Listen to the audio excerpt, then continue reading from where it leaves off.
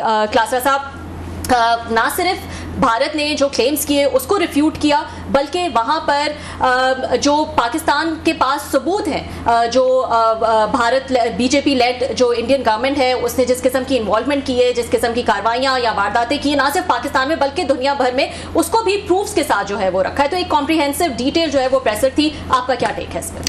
बहुत शुक्रिया।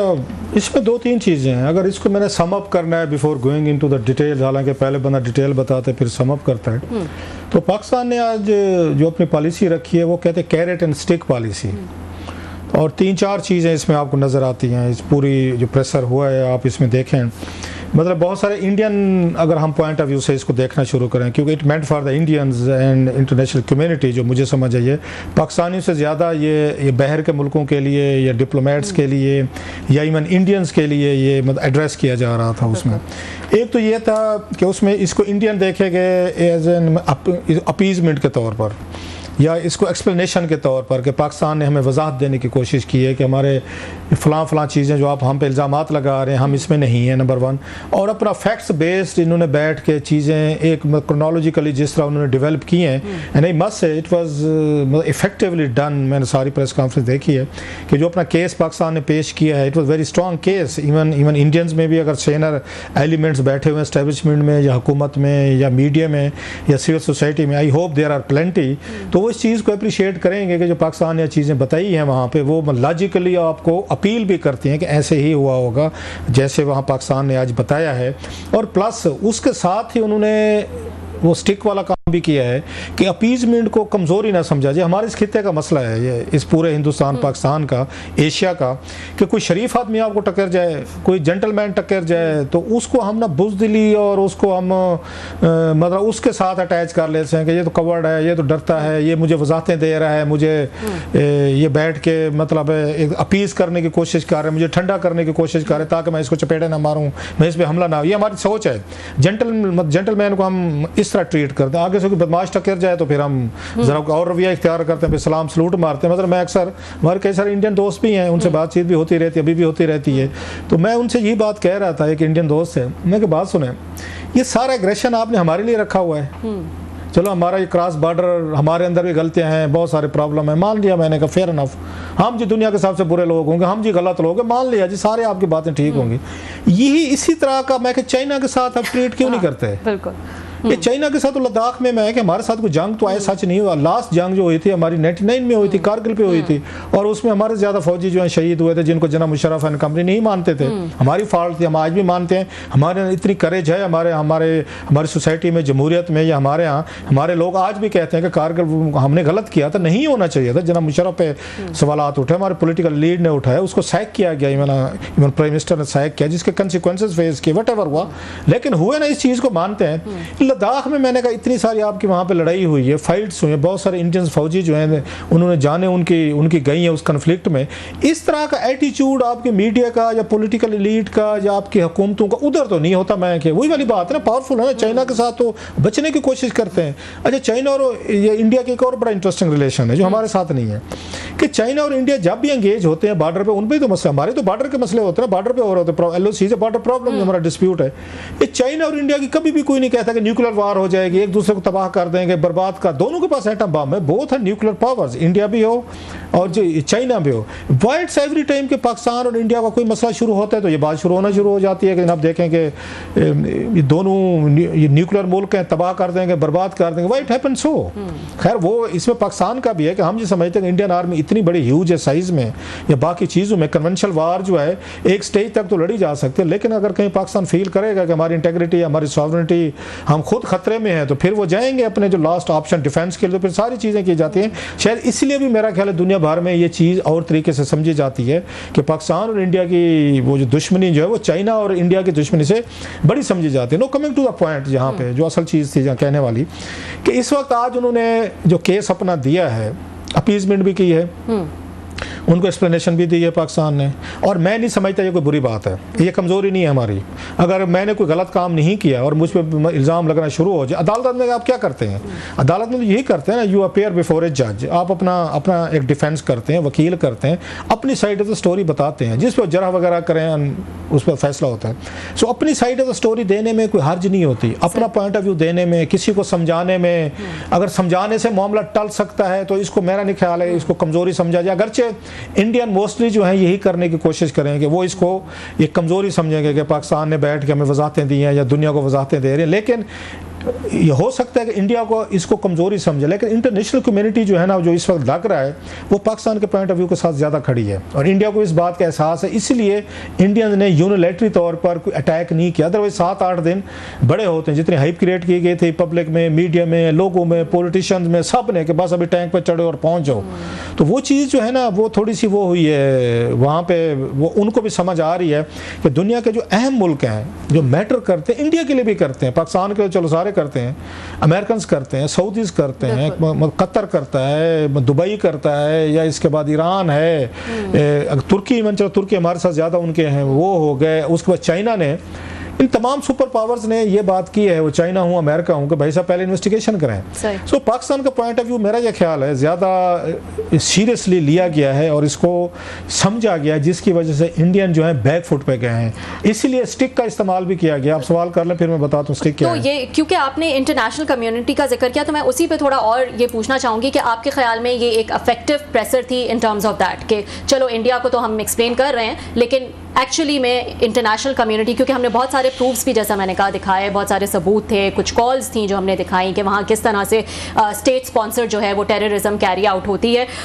तो इंटरनेशनल कम्युनिटी के सामने हमने केस स्ट्रॉन्ग किया है और ये इफेक्टिव। मेरा ख्याल है हमें इस दफ़ा अपने फॉरेन ऑफिस को, हमारे डिप्लोमेट्स को, या इवन फॉर चेंज इसाक डार साहब को, इनको इस बात के पे ना अप्रिशिएट करना चाहिए कि पाकिस्तान ने इस दफ़ा इफेक्टिव डिप्लोमेसी की है, very aggressive, very effective and very timely. इसमें स्लो नहीं हुए, बैठे नहीं है, घर नहीं बैठे।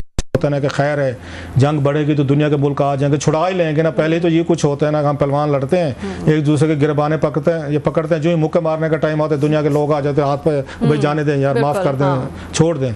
आपकी दफ़ा मेरा ख्याल है इसाक डार साहब हूँ या हमारा फॉरेन ऑफिस हो या डिप्लोमेट्स हों, इन्होंने एग्रेसिवली और बड़ी मतलब वो टू द पॉइंट इन्होंने वो डिप्लोमेसी की। और इस दफ़ा इंडियन हालांकि समझे जाते हैं डिप्लोमेसी में पाकिस्तान से आगे थे बहुत सारे, और मुझे याद है एक दफ़ा उन्होंने वहाँ से जो इंडिया के एक वहाँ पे डिप्लोमेट थे या सफ़ीर थे, हमको कुछ साल पहले की बात बता रहा हूँ, उन्होंने टांट भी किया था। उन्होंने कहा जो पाकिस्तानी डिप्लोमेट्स आते हैं ना, मैं आपको वाशिंगटन की बात, ये यहाँ पे करने आते हैं, याशा करने आते हैं, बच्चे पढ़ाने आते हैं, सेटलमेंट का सोचते हैं कि उसका ट्रांसफर को यहीं सेटल करना है, फैमिली को करना है, यार या दोस्त हैं, ये इसी काम पे मसरूफ रहते हैं। हम इंडियन जो हैं, हम अपने नेशनल इंटरेस्ट को ज़्यादा सर्व करते हैं। अभी उनका बहुत बड़ा इंटरव्यू आया था और उन्होंने कहा था कि पाकिस्तानी डिप्लोमेट्स को हमसे सीखनी चाहिए, डिप्लोमेसी सीखनी चाहिए था बहुत बड़ा।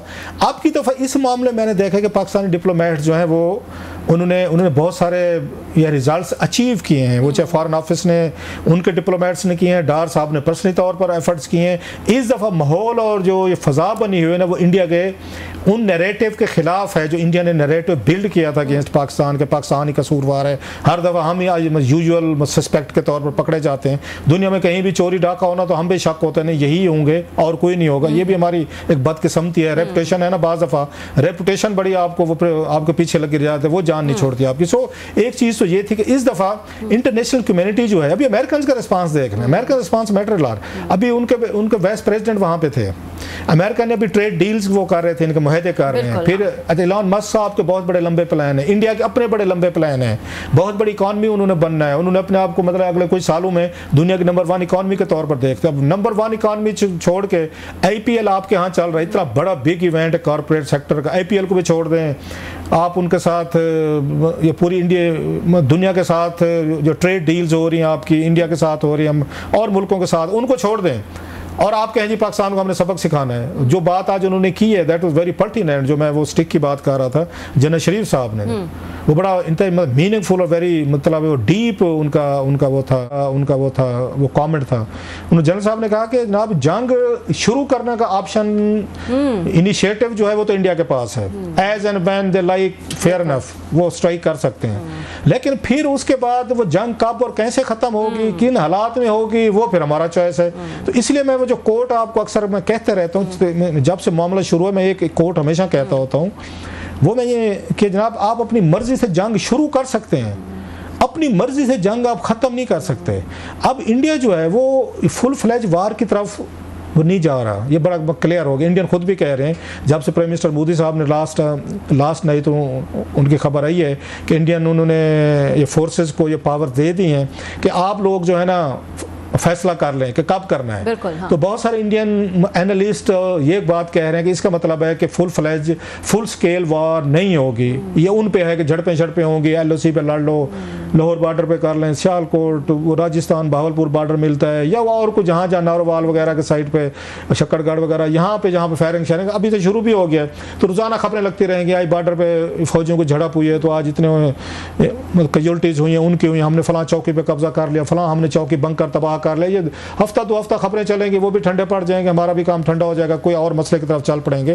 तो ये एनालिसिस वहाँ पर किया जा रहा है कि फुल स्केल वार जो है इंडिया को सूट इस वक्त नहीं कर पा रही, जो मैंने भी कहा था और बहुत से लोग कह रहे हैं, मैं क्या कह रहा हूँ कि IPL बहुत बड़ा एक फैक्टर है कि इस वक्त आपके इंटरनेशनल टूर्नामेंट उनके स्टेडियम बड़े हुए हैं, इकॉनमी है, पैसा आ रहा है, 25 मई तक मेरा ख्याल है शायद उनका वो चल रहा है, तो उस दौरान आप कोई मुल्क जंग शुरू कर देगा। सो पाकिस्तान ने आज जो बड़ा इन्होंने जो रिस्पांस दिया, वेरी मैच्योर, वेरी जिम्मेदाराना, वेरी मैयर किस्म का दिया है। इसको इंडियन कमजोरी समझें, इसको वो कैरेट समझें, या इसको स्टिक समझें, जो आखिरी पर उन्होंने बात की और 2019 का भी उन्होंने इसको रेफरेंस दिया, इट्स अप टू देम। एक चीज़ का मैं कहूँगा मैं कि आज जो जनरल KC सिंह का वो उन्होंने दिखाया है clip, but that was bombshell, I must say, मैंने नहीं देखा था पहले, ये मुझे नहीं समझ आती। इस क्लिप के बावजूद Indian audience, Indian public, Indian politician या इंडियन एस्टेब्लिशमेंट वो कैसे इन चीज़ों को इग्नोर कर सकते हैं कि वो कोई ऑर्डिनरी बंदा नहीं है, he is the lieutenant general of Indian army. वो ये कह रहे हैं कि जनाब के जो वहाँ पे बिल क्लिंटन साहब आ रहे थे आज से 25 साल पहले, तो ये सारी चीज़ें की गई थी, और 5 बेचारे कश्मीरी को पहले से इनको उन्होंने वो कर दिया ताकि आप बिल क्लिंटन को वो करें, उनके दौरे में बताएं जी देखें पाकिस्तान जो है वो यहाँ पे इंडिया के साथ ये कर रहा है, आप मजम्मत करेंगे। और 5 वो जो कश्मीरी थे इनोसेंट यंग मैन, उनको उठा के गोलियां मार दी थी। मतलब ये बात आप और मैं कहें तो चलो वो कहेगा ये दुश्मन है, प्रोपेगेंडा कर रहे हैं। व्हाट अबाउट जो KC सिंह, अब मुझे नहीं पता KC सिंह साहब जो है, अभी मैंने कोई चेक नहीं किया गूगल वगैरह, I hope he is alive, और उसका फिर इसके बाद कोई वो क्या करते हैं, नहीं करते, इग्नोर करते हैं।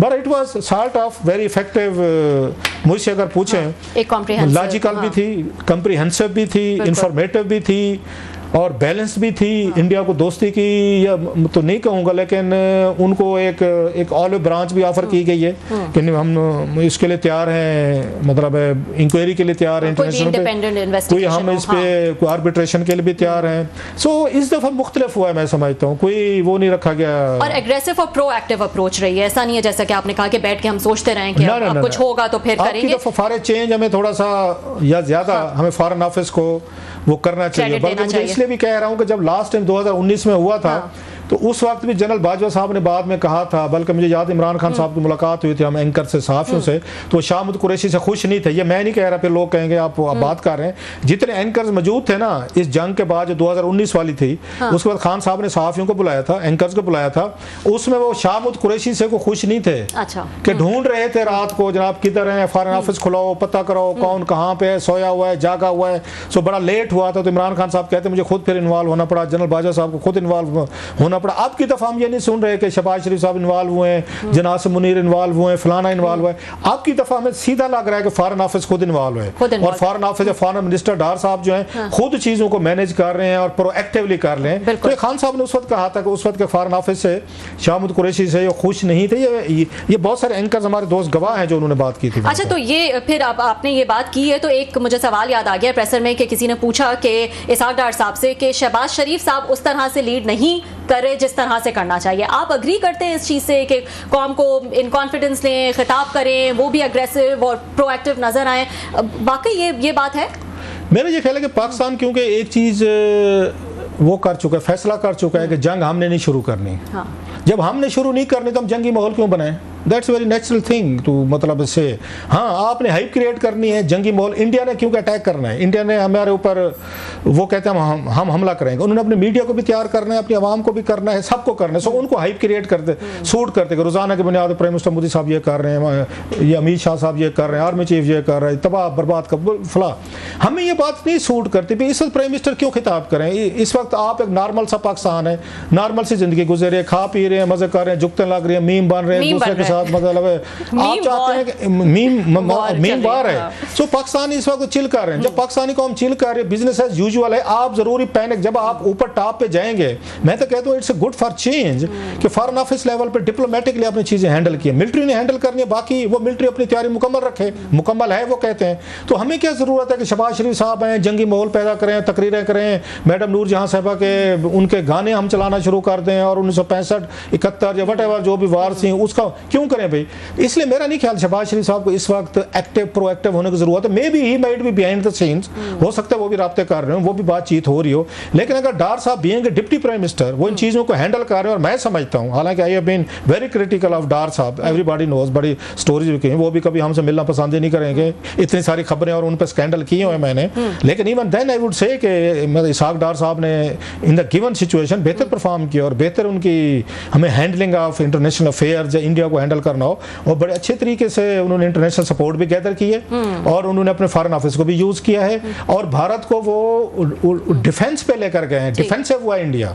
इंटरनेशनल कम्युनिटी में इंडियन इस वक्त वो, मतलब मुझे अपने नैरेटिव के हिसाब से बात करूं, इंडियन नैरेटिव है वो आइसोलेशन में चले गए हैं। हाँ सपोर्ट है टेररिज्म पे, वो तो पाकिस्तान में जब BLA ने अटैक किए थे पूरी दुनिया ने सपोर्ट की थी, अमेरिकन ने भी की थी, वो सारी पूरी दुनिया ने की थी। इंडिया के सिंपथाइज करना वो हमने भी किया है, हमने भी टेररिज्म को हमने कंडेमनेशन की है। लेकिन जो नैरेटिव होता है आपका, उस पे इंडिया के साथ इस वक्त कोई नहीं खड़ा हुआ। That's the biggest achievement of Pakistani foreign office. हर वक्त हम अपने लोगों पे पड़े तो रहते हैं ना, हमें मतलब वो क्या कहते हैं, मतलब सेल्फ कंडेमनेशन का हमें शौक है, मलामती हम फिक्रे से, उस मलामती ये होता है, फिरके होते हैं जो मतलब पहले दानिश्वर होते थे, अपने आप को हर चीज का जिम्मेदार समझना, अपने आप को बुरा भला कहते रहना, अपनी इनकसारी में रहना कि हमारे कसूर होगा, वो मतलब मलामती वो फिरका है हमारे यहाँ, वो इतना रोड पे फिरते रहेंगे। लेकिन for a change I would say कि फॉरेन ऑफिस ने बेहतर परफॉर्म किया। शहबाज शरीफ साहब को अभी कुछ करने की जरूरत नहीं है। और दूसरा आर्मी की वो प्रिपरेशन है, उन्होंने भी मेरा ख्याल जनरल शरीफ साहब ने